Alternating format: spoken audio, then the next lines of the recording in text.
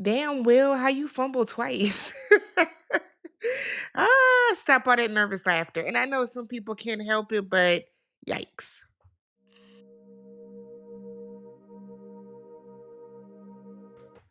What's up, everybody? Welcome back to the channel. I'm Tammy. This is Tammy Talks. We are here today to talk Ready to Love, Season 10, Episode 2. We got some chocolate, y'all. All right. If you guys are brand new to the channel, do me a favor, hit that subscribe button and thumbs up the video if you enjoy it. Leave your comments down below. Let's talk about everything involving these people. Okay, so I got the cast. I'm going to put them up on the screen here. We got new people, okay? Why didn't they take a cast picture? Why y'all didn't take a cast picture so I can just put the cast picture up? But that's fine. So let's go ahead and meet some of these people. So starting from the left, from y'all left over here, we have Fritz. So I like Fritz. Fritz is a wealth management financial analyst. He's very well traveled. He's looking for somebody with a deeper connection. Next to him is Sahara, who we met last time, still is introducing herself as Sahara like the desert, but much wetter. Don't say that no more, sis. Next to Sahara, we have Rose. Rose is a hairstylist.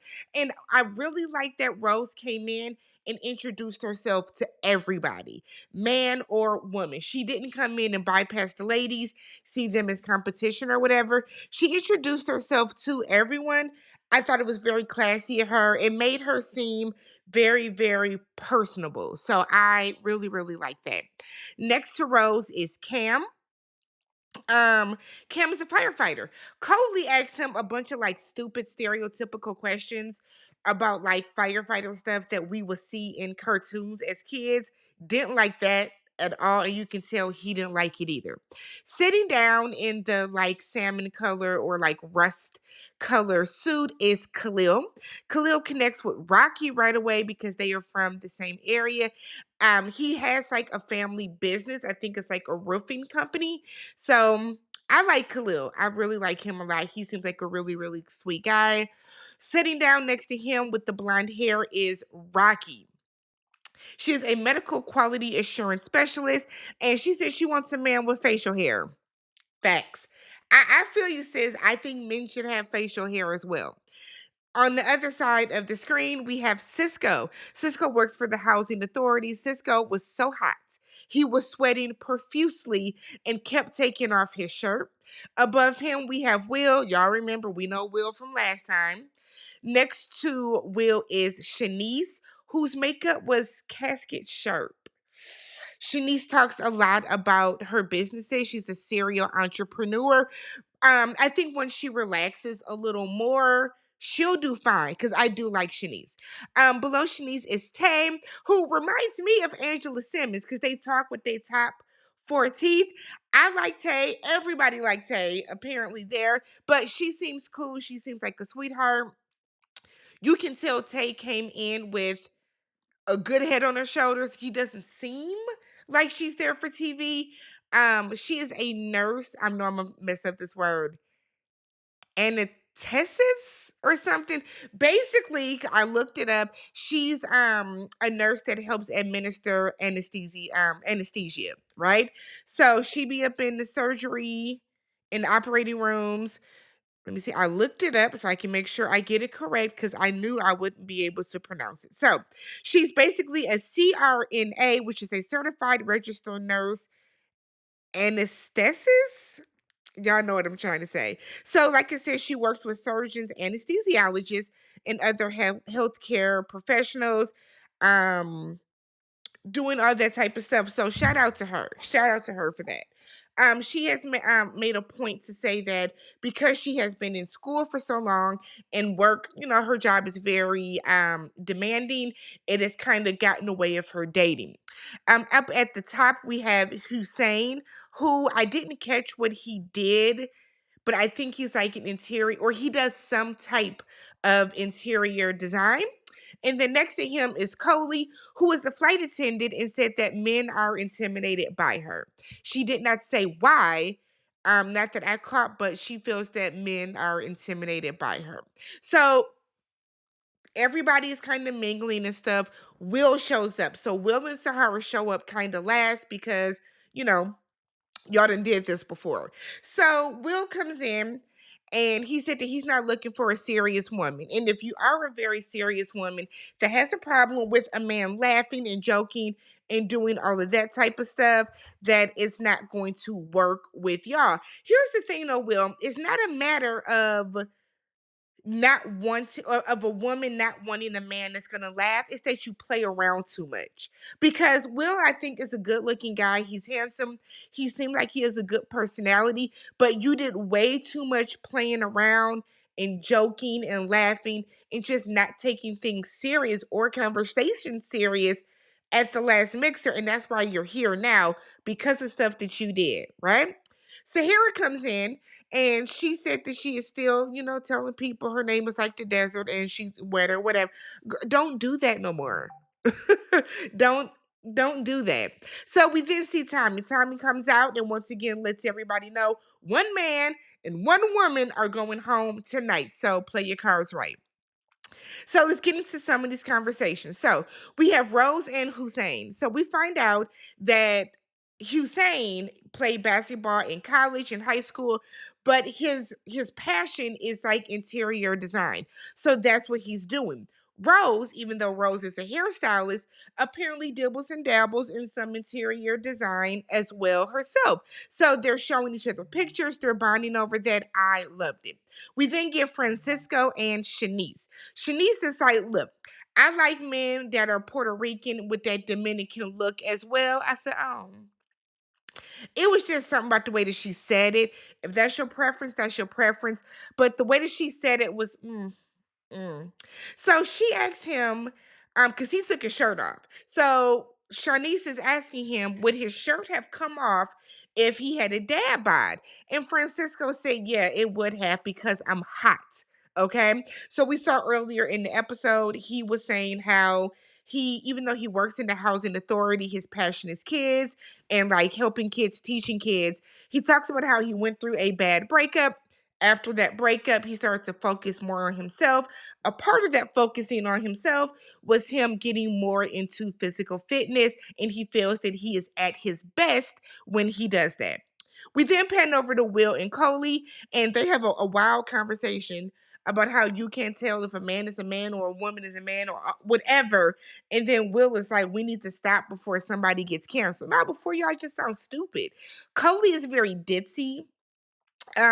She gives dumb blonde energy and like it's not cute, girl. Like when she was asking the firefighter, are there Dalmatians there? Is there a pole at your fire station? Like she's giving ditzy, and I don't think she is really this ditzy. I think she's playing it up because she thinks that that would look better with the men. That's what I think when it comes to Coley.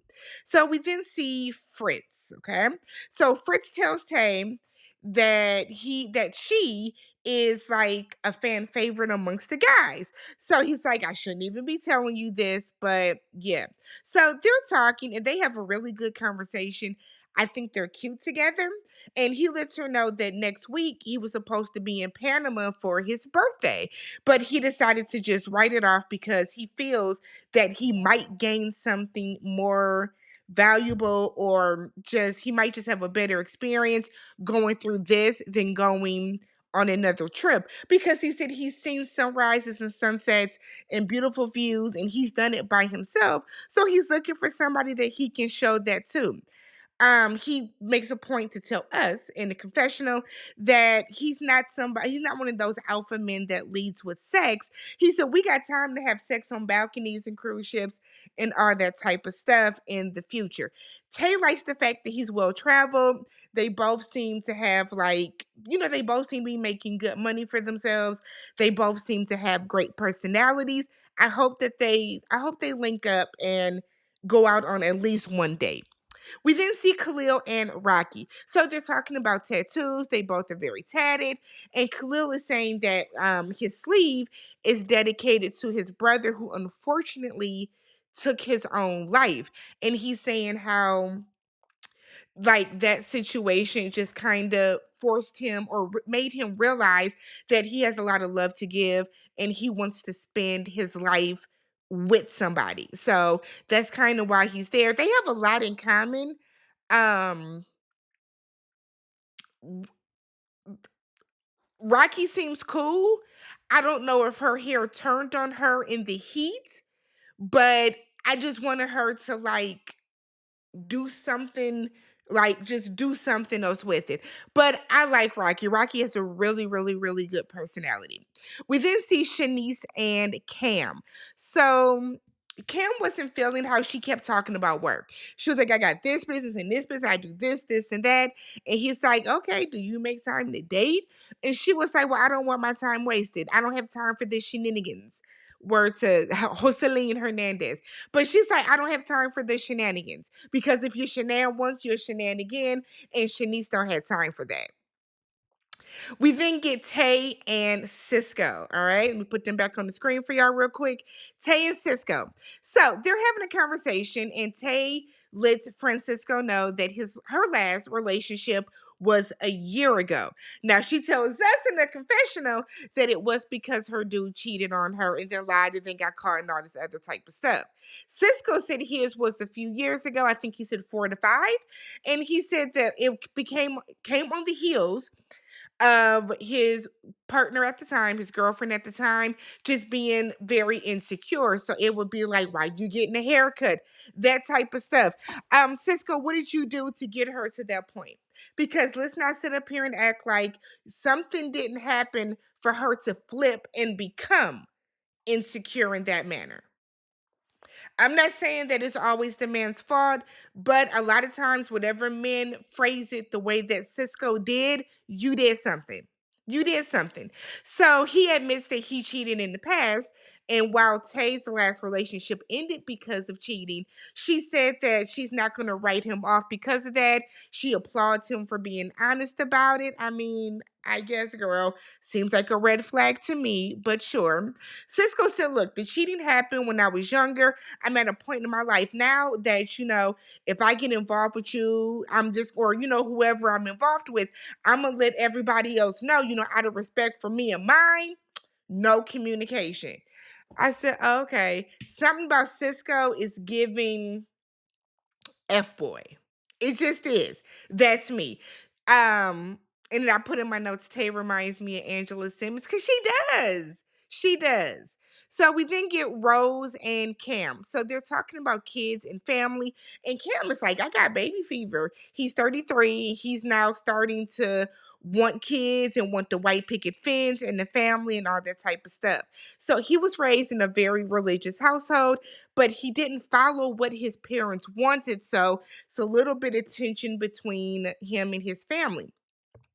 While he is not religious, he is open to what people do believe in. Now, Rose is very much on some, I need you to either be religious or spiritual, and I need you to believe in the power of prayer. It does not seem like Cam does. He said, look, I don't have to agree with what you do, but I will respect it. So I think we can pretty much bet that Rose and what's his name? Rose and Cam are not gonna work. So we then find out Sahara thinks the earth is flat. I expect nothing less from her, truth be told. So then Tommy talks to the guys. Let's find out who everybody is feeling, who people are not feeling. So the guys are currently feeling Tay and Rose. So that's at the top of their list. They are not feeling Shanice and Coley. Okay. Meanwhile, with the ladies are feeling Fritz, Hussein, and Cam. They are not feeling Khalil and Will. So we get to basically this scene here, to be honest, but we get to the scene where Tommy is gonna go out and tell everybody, come on up to the front so we can send, people home that need to go home.